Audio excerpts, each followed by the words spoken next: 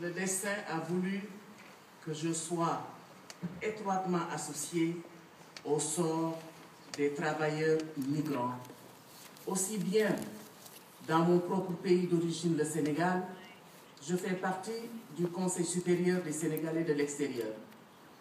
Pour le continent africain, pour l'Union africaine, j'ai fait partie aussi du groupe de travail qui avait pour mission la création et la mise en place de l'organe consultatif, et je l'ai fait au nom de la diaspora africaine basée en Europe.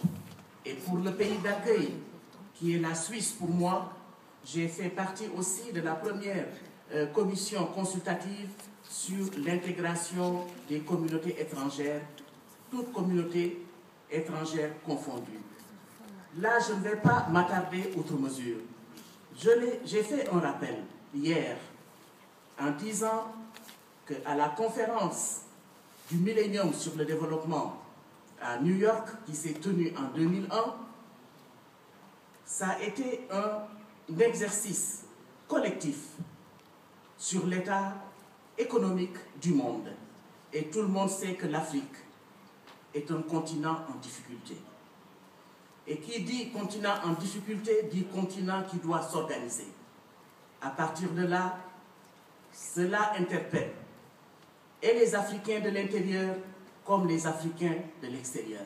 C'est la raison pour laquelle, après la conférence du Millennium à New York, les chefs d'État africains se sont réunis à Addis Ababa en février 2003 pour décréter la diaspora africaine 6e région du continent.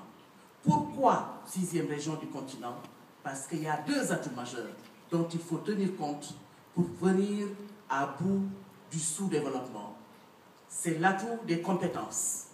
Comme je le dis souvent, les premiers immigrés africains, s'ils ont été des balayeurs à New York, à Paris, Washington et ailleurs, la deuxième génération d'immigrés ou de migrants africains sont sortis d'excellentes écoles. C'est des ingénieurs, c'est des informaticiens dont l'Afrique désormais doit mobiliser les compétences. Et deuxièmement, cette manne financière des transferts de fonds d'argent. La France est le porte-étendard actuellement pour pister les sources de financement innovants. Tout le monde sait que l'aide publique au développement n'est plus suffisante. L'Afrique a beau mettre en place des plans de sauvetage, que cela s'appelle le NEPAD, le nouveau partenariat pour le développement de l'Afrique, que ce soit les traités d'Abuja, les accords de Cotonou, c'est des plans d'action irréprochables. Mais qui dit plan d'action dit moyen pour financer.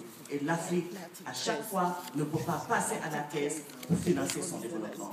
C'est la raison pour laquelle à Istanbul, lors de la 4e conférence internationale sur les pays les moins avancés, il a été fortement question de pister désormais des financements innovants. Et c'est là où il faut faire intervenir les transferts de fonds des travailleurs migrants. La Banque mondiale nous dit que, toute diaspora confondue, il y a 300 milliards de flux d'argent qui vont des pays occidentaux vers les pays du Sud. Et cette manne financière, malheureusement, comme on dit, c'est de l'argent qui ne dort pas souvent dans les banques des pays d'origine.